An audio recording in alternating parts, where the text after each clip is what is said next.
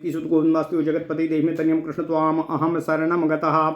अथ श्री ब्रह्मांड महापुराणे मध्यभागे तृतीये उपोदघात पादे अर्जुनोपाख्याने जामदग्ने पुनर्जीवन नाम त्रिंशतितमो अध्यायः। वसिष्ठोवाच श्रुत्वैत तत्सकलं राजा जमदग्निवधादिकम् उद्विग्नचेतः शुभ्रंसं चिन्तयामास नैकधा। अहो मे शूद्रशंसस्य लोकयोरुभयोरपि ब्रह्मस्वाहरणे वाञ्छा तद्वत्या चाति गर्हिता।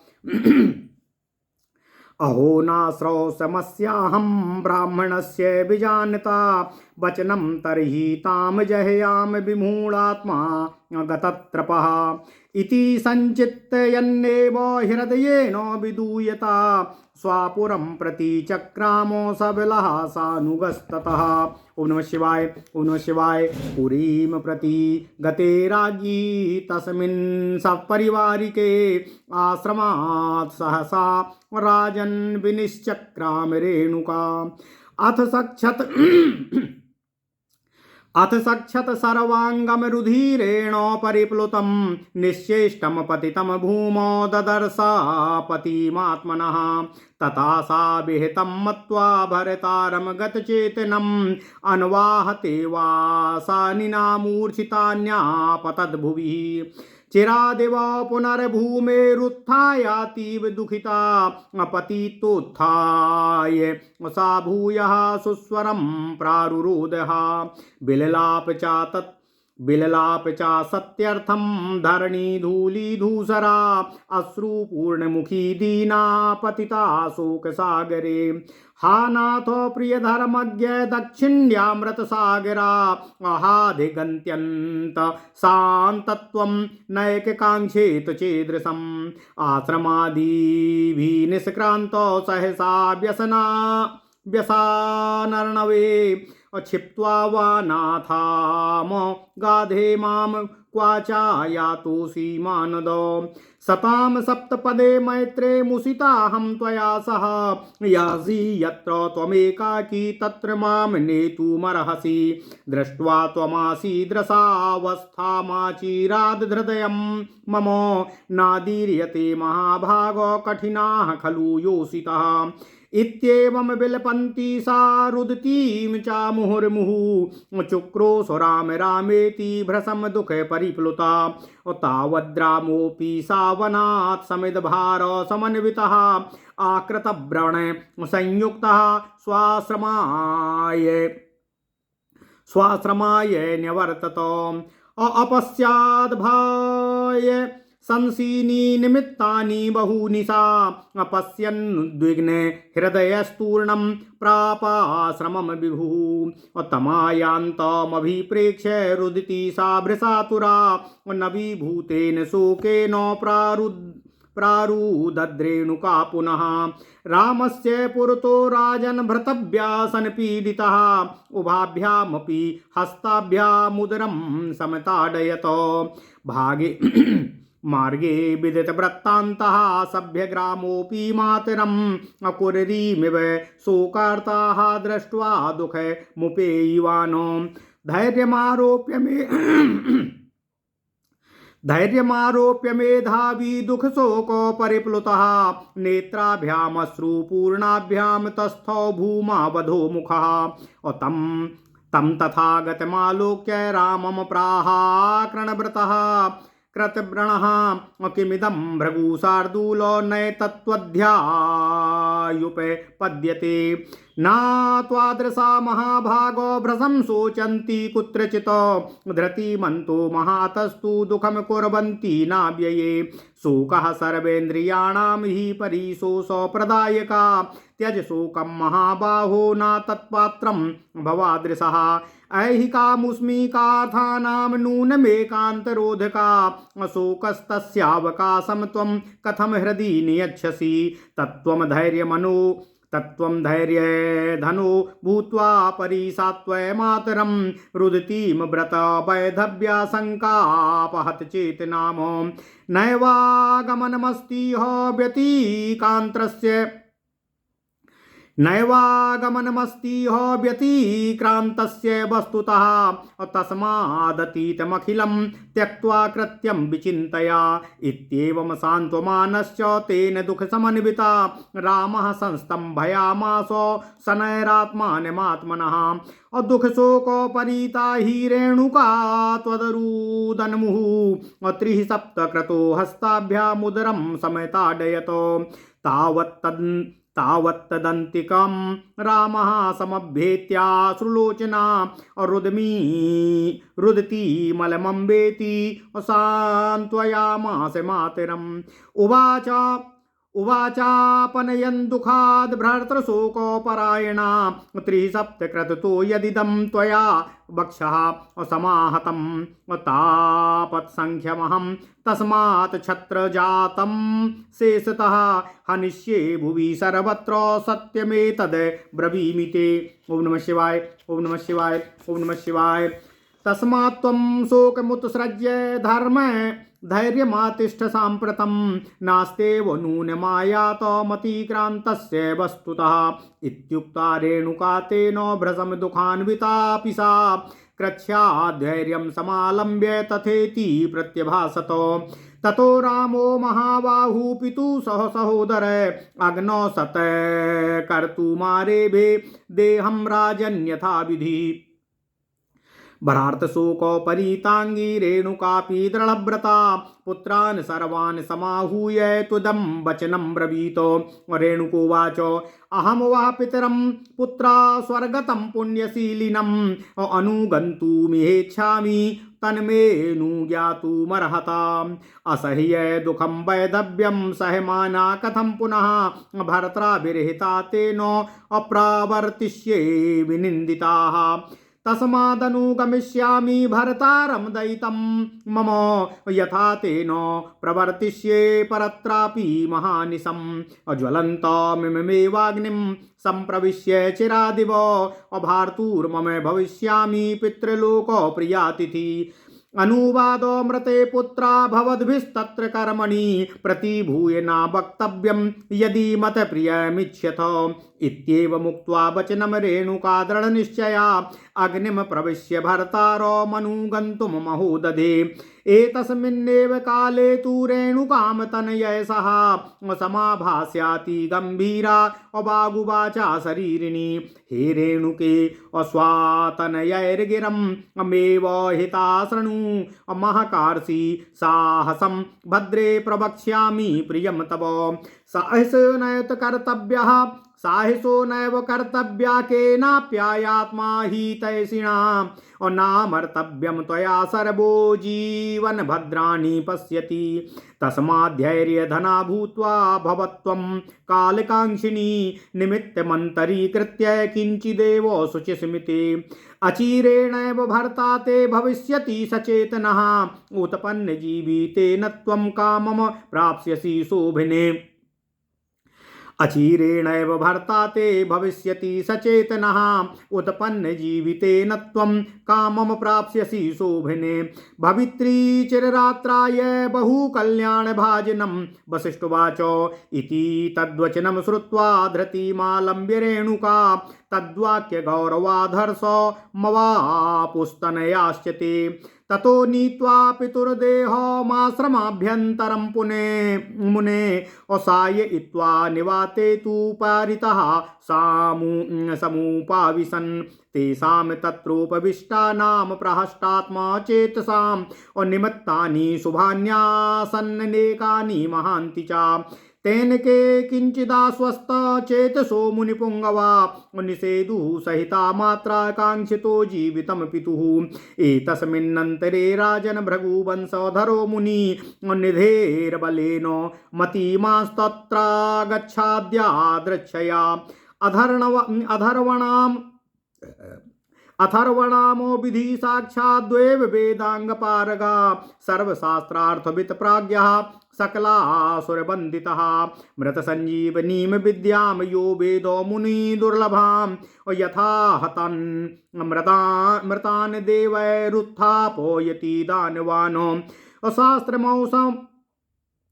शास्त्रमौ सनसं येनो राज्ञां राज्यफलप्रदं प्रणीतो मुञ्जीवन्ति सर्वेद्यापि ह पार्थिवः। ओम नमः शिवाय, ओम नमः शिवाय, ओम नमः शिवाय। ओम नमो भगवते वासुदेवाय। ओम देवकी सुत गोविंद वासुदेव जगतपते देहि में तनियम कृष्ण त्वाम अहम शरणं गता।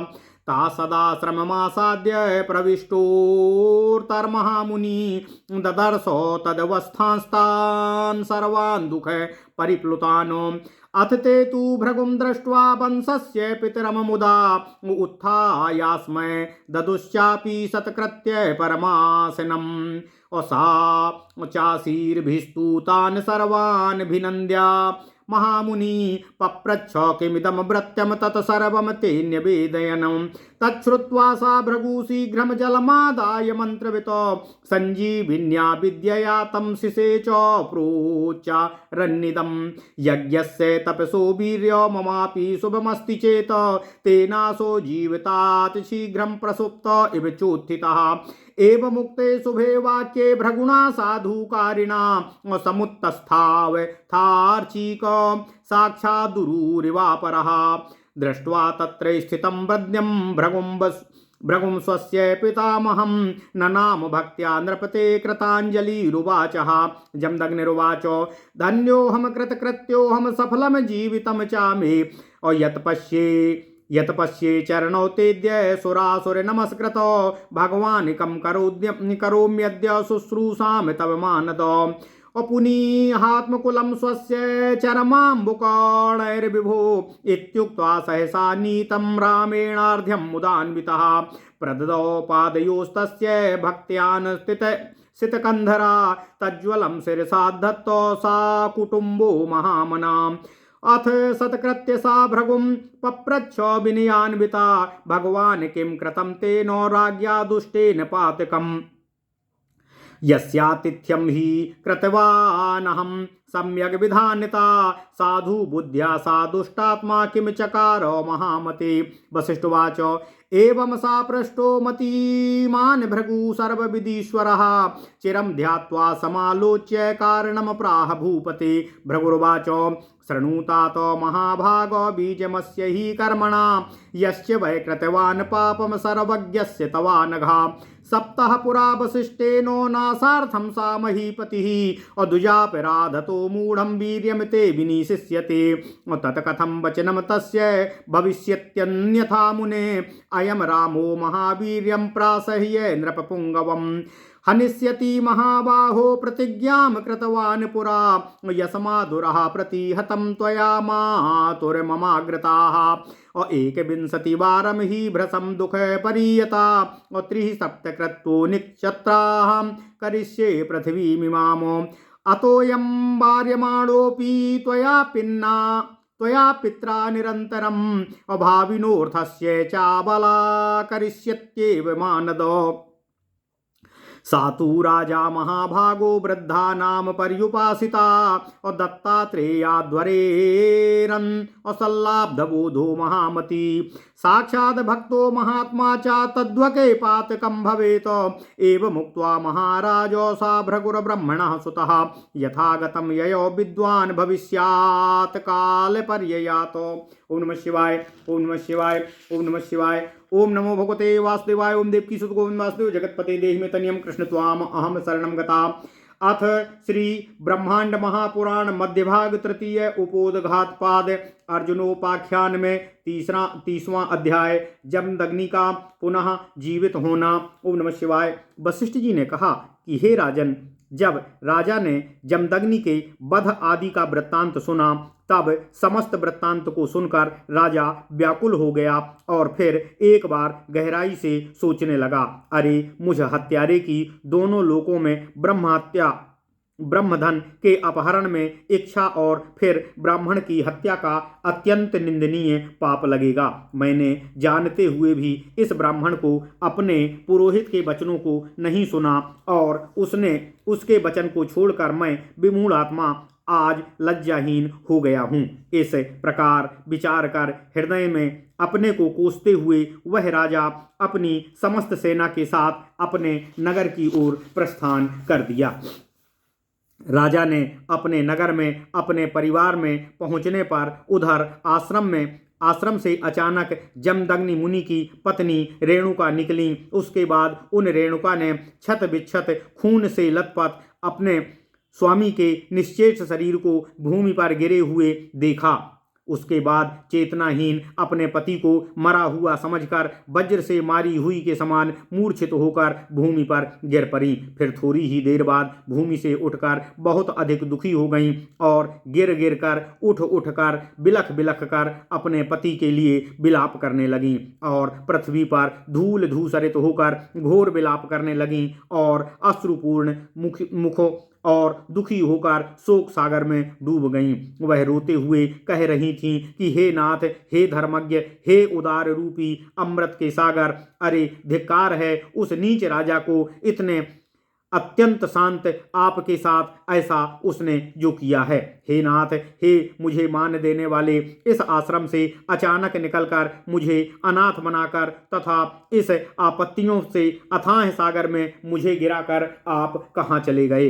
हे नाथ, सज्जनों की जो सप्तपदी 7 वचनों के साथ 7 फेरे होते हैं, उनके द्वारा आपने मुझसे विवाह किया। आज तुम जहाँ अकेले जा रहे हो वहाँ मुझे भी ले चलो।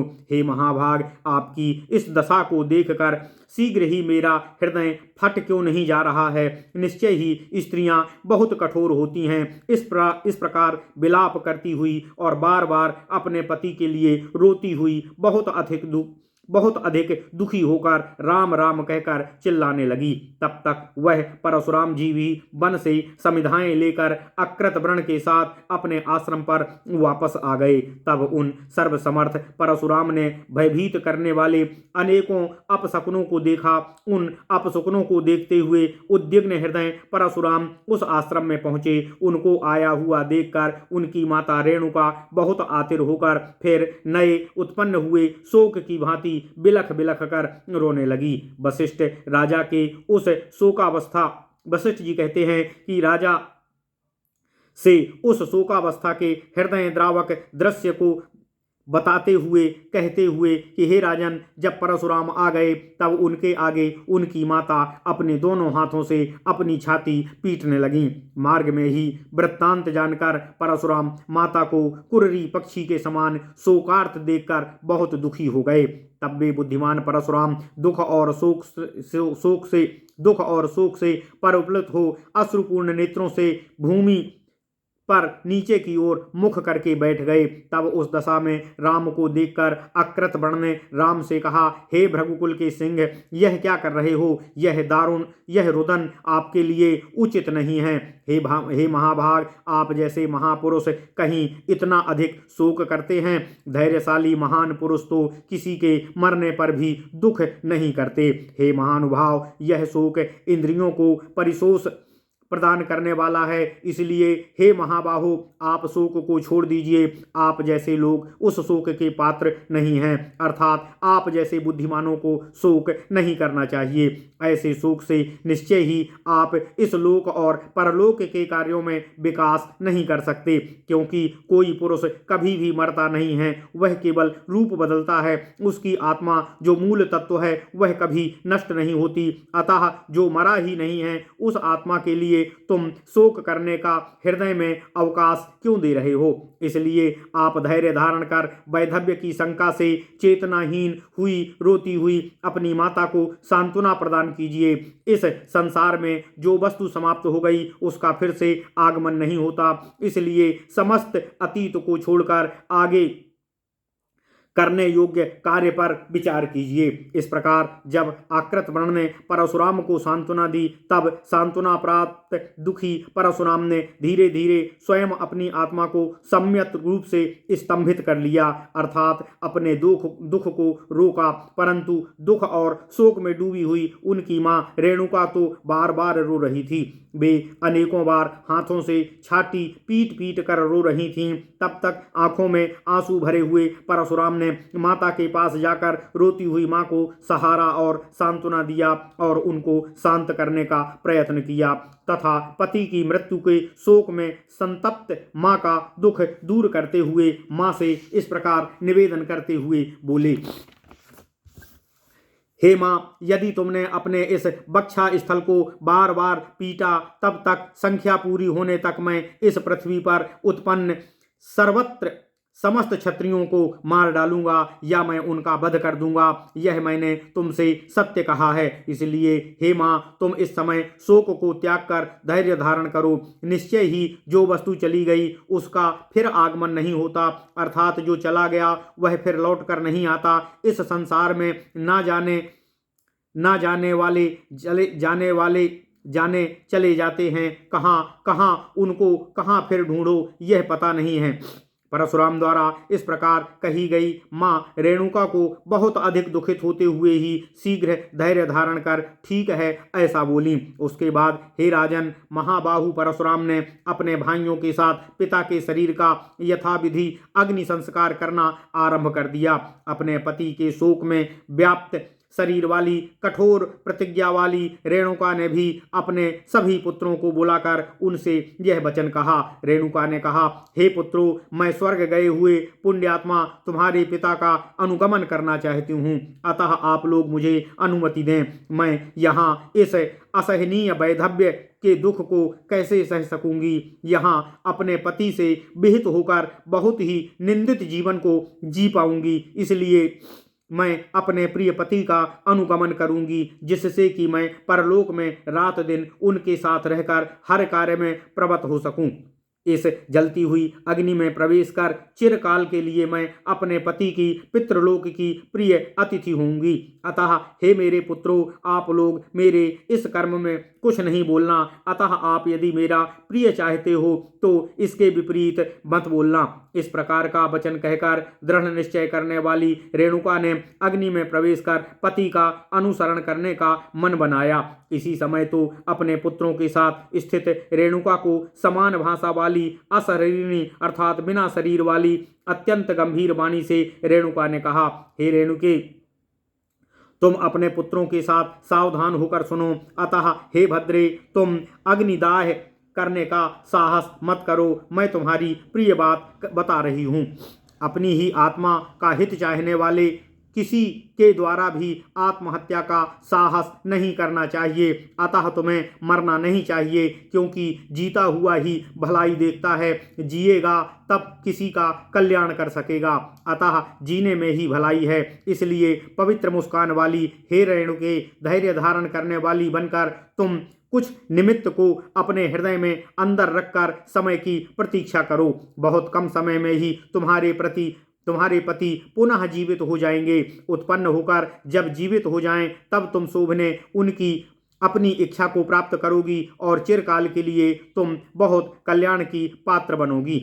वशिष्ठ जी ने कहा। इस प्रकार अशरीरी अपने पति के वचन को सुनकर रेणुका ने धैर्य का साहस किया और उसके वाक्य के गौरव से उनके पुत्रों ने अपार हर्ष को प्राप्त किया। उसके बाद अपने पिता जमदग्नि मुनि के शरीर को आश्रम के अंदर वायु रहित स्थान में सुलाकर उनके चारों ओर सब लोग बैठ गए। वहां पर उन बैठे हुए प्रसन्न चित्त वाले मुनि पुत्रों के अनेकों शुभ और महान निमित्त थे, अर्थात शुभ शकुन हो रहे थे।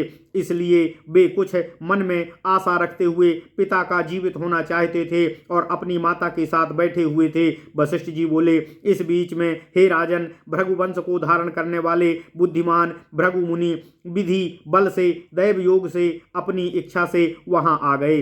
वे अथर्व वेद की विधि को साक्षात जानते थे, वेदों और वेदांगों में पारंगत थे, सब शास्त्रों के ज्ञाता, बुद्धिमान तथा समस्त देवों द्वारा वंदित थे। मुनियों के लिए दुर्लभ संजीवनी विद्या को जानते थे, क्योंकि उस विद्या से वे देवों द्वारा मारे गए दानवों को जीवित कर देते थे।